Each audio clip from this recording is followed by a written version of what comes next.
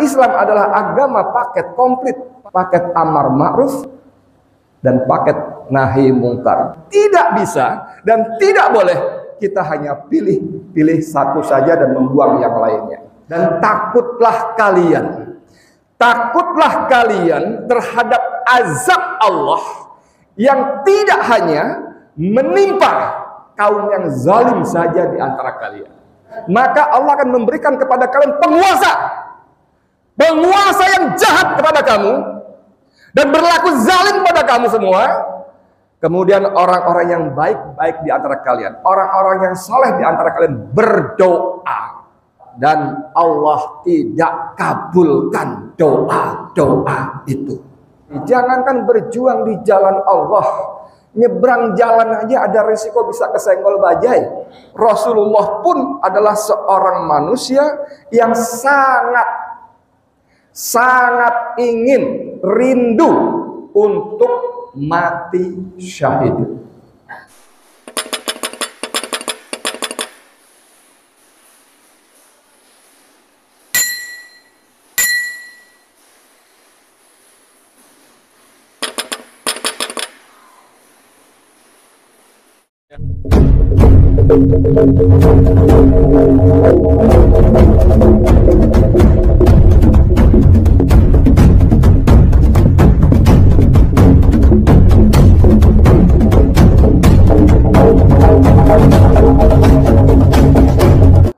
Dan menjadi tugas setiap muslim untuk berdiri tegak, bukan cuma beramar ma'ruf, tapi juga bernahi mungkar. Karena Islam adalah agama paket komplit, paket amar ma'ruf dan paket nahi mungkar. Dalam banyak ayat Allah mengatakan beriringan amar ma'ruf nahi mungkar. A'udzubillahi minasyaitonirrajim. Kuntum khaira ummah ukhrijat linnas. Kalian adalah umat yang terbaik yang Allah turunkan untuk manusia. Kenapa? Apakah karena kalian kaya? Bukan. Apakah kalian pandai? Bukan. Apakah kalian mampu membangun gedung-gedung mewah, jembatan, infrastruktur, bendungan, bandara? Bukan. Kalian jadi umat terbaik, ta'muruna bil ma'ruf wa tanhauna 'anil munkar wa tu'minuna billah. Karena kalian menyeru kepada kebaikan, karena kalian mencegah pada keburukan, kebatilan, kemungkaran, dan karena kalian beriman pada Allah. Jadi begitu banyak ayat-ayat Allah menyebutkan bahwa amar ma'ruf nahi munkar adalah paket komplit dalam Islam yang tidak bisa dan tidak boleh kita hanya pilih satu saja dan membuang yang lainnya. Bapak-bapak serta saudara sekalian hormati, tadi dalam mukadimah saya membacakan surah Al-Anfal, surat yang ke-8 ayat ke-25. Wattaqu fitnatan la tusibannal ladzina dzalamu minkum khassah. Wa'lamu annallaha syadidul iqab. Dan takutlah kalian terhadap azab Allah yang tidak hanya menimpa kaum yang zalim saja di antara kalian. Takutlah kalian terhadap azab Allah yang tidak hanya menimpa orang-orang zalim saja di antara kalian. Wa'lamu annallaha syadidul iqab. Dan ketahuilah bahwa azab Allah sangat pedih.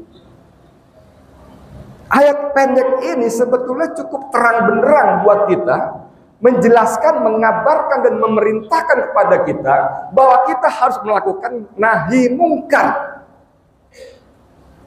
Bahwa kita tidak boleh berpuas diri hanya melakukan amal soleh. Itu mah urusan belasono, gua mah nggak peduli. Yang penting gua ada sholat 5 waktu, tepat waktu lagi, nggak kayak lo telat dengan dalih rapat, dengan dalih segala macam. Telat, gua mah tepat waktu, azan gua langsung ke masjid, gua langsung sholat berjamaah. Bagusan gue daripada lo, kan begitu misalnya. Itu mah urusan yang lain lah. Gue sekarang yang penting membina keluarga gue.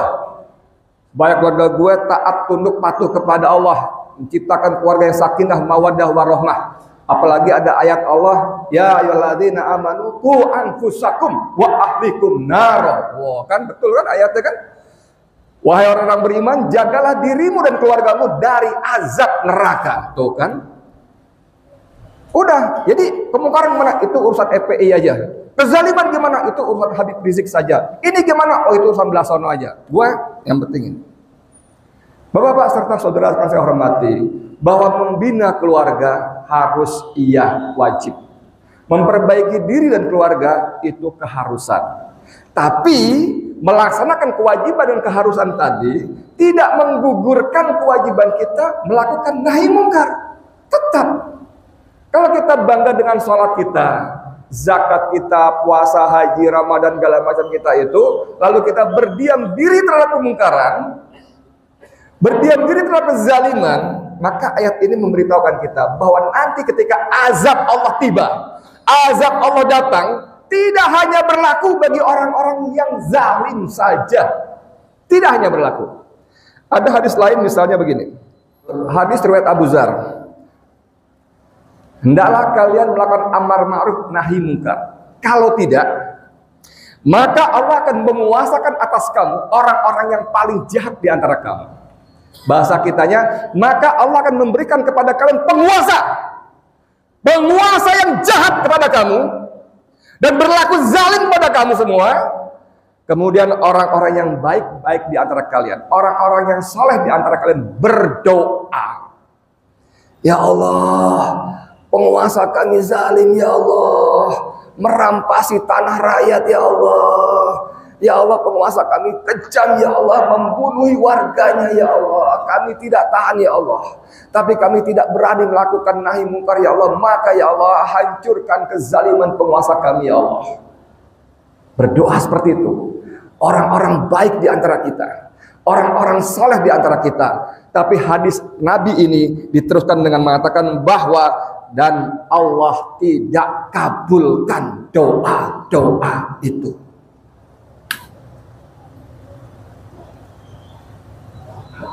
Hendaklah kalian melakukan amar ma'ruf nahi mungkar.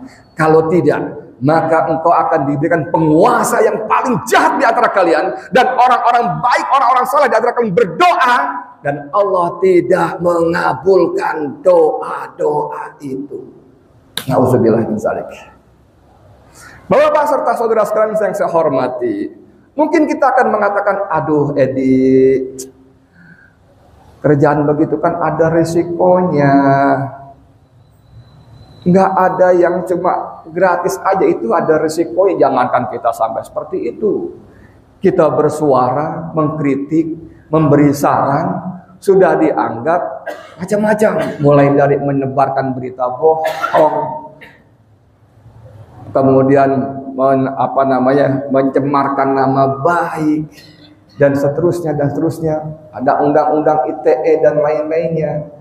Diawasi, dikuntit, diintip, diintimidasi, ditangkap, dipenjara.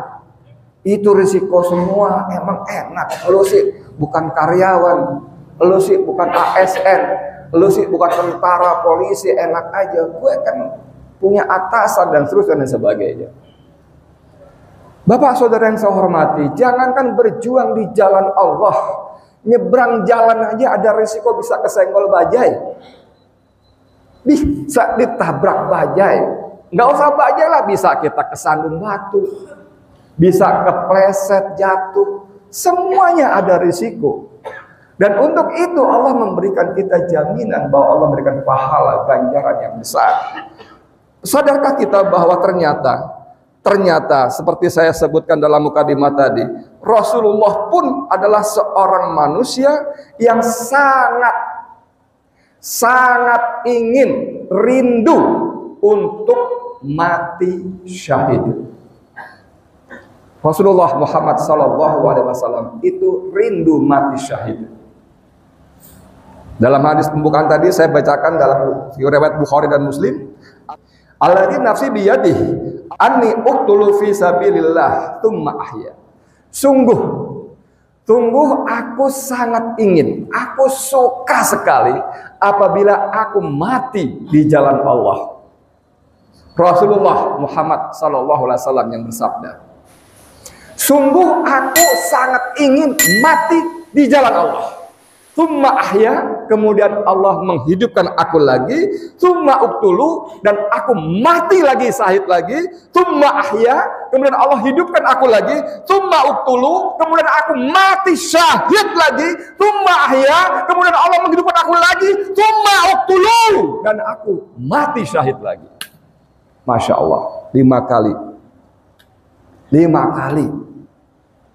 Tsumma ahya, tsumma uqtulu, tsumma ahya, tsumma uqtulu, tsumma ahya, tsumma uqtulu, tsumma ahya, tsumma uqtulu.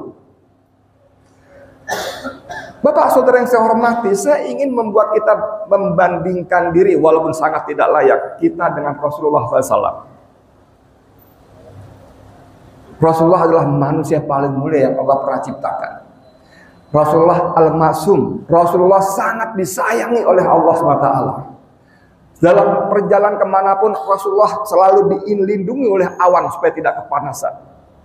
Dan Rasulullah dijamin pasti masuk surga. Pun demikian Rasulullah ingin mati syahid. Karena Rasulullah SAW tahu betul betapa dahsyatnya ganjaran mati syahid. Lalu kita Bapak, Saudara yang saya hormati, apa prestasi kita di hadapan Allah? Salat kita saja mohon maaf dengan segala hormat, banyak yang tidak khusyuk. Begitu takbir Allahu Akbar, pikiran kita udah kemana-mana, melayang kemana-mana. Infak sedekah kita, mohon maaf, tadi barusan kotak lewat di depan kita. Apakah kotak itu berhenti depan kita? Kalau berhenti, berapa uang yang kita masuk dalam kotak itu? Kenapa cuma segitu? Tidak ada bandingannya. Dibanding Rasulullah dan para sahabat yang mulia, kita tidak ada seujung kukunya. Tidak ada seujung kukunya. Tapi ketika Islam memanggil, Islam membutuhkan, mereka menyambutnya dengan antusias, dengan gembira sukacita. Khalid bin Walid yang pernah mencerai-beraikan, menghancur leburkan pasukan Islam di perang Uhud. Pasukan Islam itu kalah oleh pasukan Quraisy, musuh, karena pasukan Quraisy sana dipimpin oleh Khalid bin Walid sebelum masuk Islam. Allah berikan hidayah, kemudian menjadi Saifullah, pedang Allah. Setiap perang dipimpin Khalid bin Walid, selalu pasukan Islam memperoleh kemenangan. Sampai saatnya Umar bin Khattab memecat Khalid bin Walid di medan pertempuran tanpa kesalahan secuil pun. Perang berkecamuk, datang sahabat dari Madinah membawa surat Umar bin Khattab. Wahai Khalid, bacalah surat ini. Surat pemecatan. Khalid kaget, bingung, nggak mengerti apa masalahnya. Dia segera pulang ke Madinah, dia pacu kudanya, dia bertemu dengan Khalifah Umar bin Khattab. Khalifah, benarkah Anda memecat saya? Iya benar. Apa salah saya? Kamu nggak salah, Khalid. Lalu kenapa saya dipecat? Aku menyelamatkan engkau. Kenapa? Karena engkau telah menjadi, tanda kutip, berhala baru buat para pasukan kita. Setiap perang engkau pimpin, mereka bertanya, siapa yang berangkat menjadi panglima? Khalid, berangkat kita pasti menang. Siapa yang berangkat kita pasti menang. Aku khawatir pasukan kita tauhidnya bergeser, tidak mengandalkan Allah lagi, tapi mengandalkan engkau. Dan aku menyelamatkan engkau dari ketakaburan. Masya Allah. Khalid pun memeluk Khalifah, bercucur air mata. Tapi yang ingin saya cerita dari sosok Khalid bin Walid, sang pahlawan di banyak medan pertempuran itu, tubuhnya penuh dengan luka bekas tombak, panah, pedang, lembing dan sebagainya. Beliau sangat rindu mati syahid. Namun Allah menakdirkan beliau mati di atas tempat tidur. Allahu Akbar. Jadi bicara soal risiko Bapak, pasti ada risikonya. Dan setiap risiko itu Allah sudah berikan balasan. Kalau kita dijanjikan oleh perusahaan, oleh pimpinan, oleh bos, kamu kerja yang rajin nanti dapat bonus, kamu jangan bolos nanti gajimu penuh. Kita percaya dengan janji-janji itu dan kita lakukan. Kamu kerja sebulan 25 hari, nanti kamu gaji segini, jangan malu. Kita kerja sungguh-sungguh supaya dapat gaji itu karena kita percaya dengan janji itu. Tapi pertanyaannya, kenapa kita tidak percaya dengan janji Allah? Waman awfa bi ahdi minallah. Siapa sih yang mampu menepati janjinya selain Allah? Siapa yang mampu menepati janjinya selain? Tapi kita tetap tidak percaya dengan janji Allah. Alhamdulillah. Kita berdalih menghindari kewajiban untuk bernahi mungkar dengan berbagai macam dalih dan alasan. Kalau kita telusuri paling dalam, intinya kita tidak percaya dengan janji Allah. Wa man aufa bi ahdi minallah. Siapa yang bisa menepati janjinya selain Allah? Innallaha la yukhliful mi'ad. Betapa banyak ayat Quran menyebutkan Allah tidak pernah mengingkari janji-janji. Astagfirullahaladzim.